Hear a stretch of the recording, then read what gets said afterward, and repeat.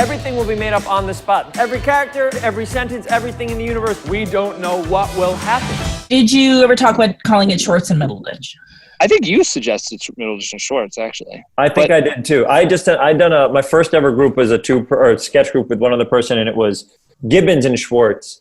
And I was like, I like the da-da-da, and I think sounds better. And I'm like, let Thomas be first. You know what I mean? Look at him. He's beautiful. We met in New York City. We had pizza. We thought each other were funny, and we wanted to get on stage. That's it. We did 2-person improv for a show called School Night, Wednesdays at 11, and nobody was in the audience. It went pretty well. Then we started doing like a 30-minute show, and then we kept doing more. Then we moved to LA. Then we started doing Largo, and we started making our show more of a narrative show. And then we're like, Thomas suggested that we should tour, and then we ended up touring, and it ended up with this, which is pretty great. I got ideas. Are you best man? I don't know that we know. You're my best man. I need you to do me a favor. Yeah. Your best man? Yes. It's my first semester of law school. Legally binding. When you land this thing with Netflix, is there anything part of your mind that's like, what if we have a bad show?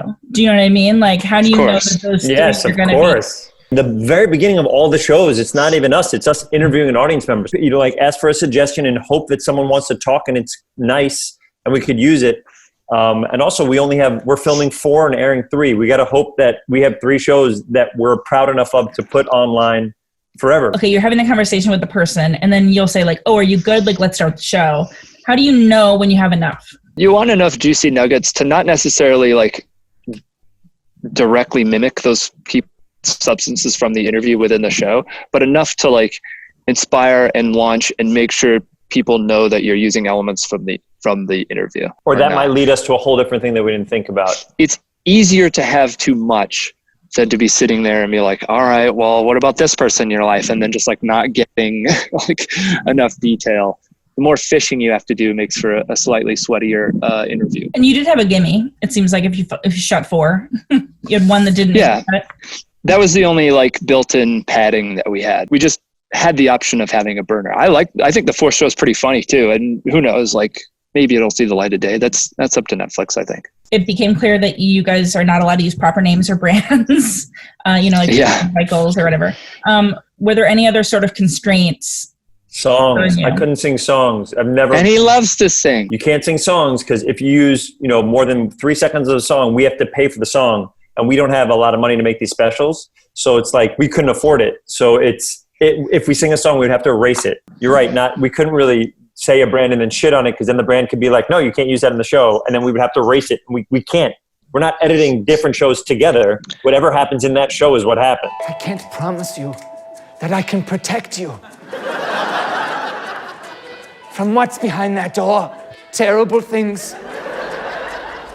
Things that will scar you forever. I'm sort of turning Werner Herzog now. Yeah. Do you guys have like go-to accents that you find yourself using? There's only so many that you can do and do effectively. And your brain is your brain and it thinks of certain things because that's what your brain thinks is funny. I've played a crazy German before in improv shows, but never one that had a secret door with an alien who knew what the difference was between a digital and a signed contract. That's new.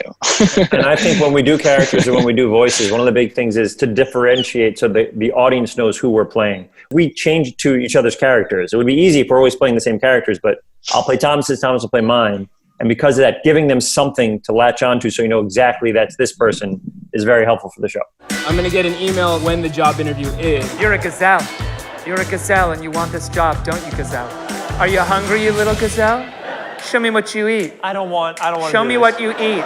You guys are both Comedy Bang Bang regulars. Would you consider that long form improv? It's definitely improv. I would say that's a version of improv. Yeah, it's long form, I would say. It definitely is improv. Because you don't know where you're going. If you go on with a character for Comedy Bing Bong, Scott will be like, what do you want the name to be called? And you'll say this. And you're like, does he or she have a thing? And you're like, I don't know. I just thought of it 2 seconds ago. So yeah, maybe. There are some people that go on the show that have their bits and know what they kind of want to say and write it down while they're going. When we do our show, we're coming with absolutely nothing. We come in with 0 and whatever happens, happens. But it's a particular when you look, this is fascinating.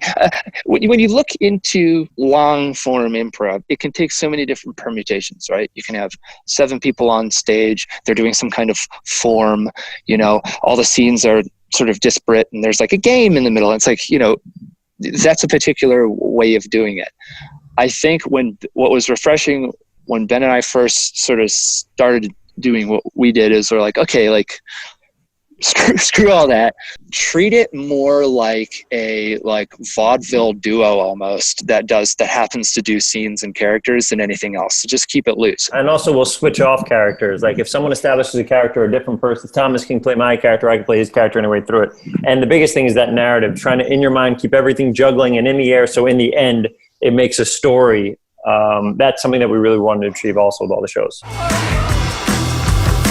Bounty hunting is a complicated profession. And that is improv.